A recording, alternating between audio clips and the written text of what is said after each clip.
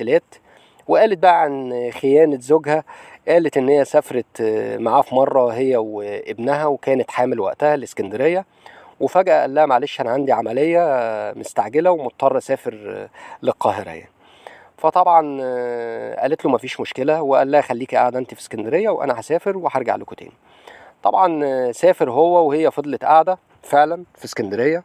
لكن في مرة وهي ماشية وقعت ورجليها اتكسرت واتجبست، وقررت بقى ان هي ترجع القاهرة تاني. واول ما وصلت هناك قابلت واحدة جارتهم ساعدتها على الصعود طبعا للشقة بتاعتها. ولما دخلت بقى الشقة اتفاجئت ان في اوضة النوم جوزها نايم مع ست تانية في سريرها. فطبعا اتصدمت صدمة كبيرة جدا جدا. وعشان طبعا هي طيبة وحسنة النية، افتكرت ان هي عيانة وهو بيكشف عليها يعني. لكن لما ركزت شوية لقيت لا، الوضع بيقول ان هو بيخونها. فبدأت تركز، وراحت من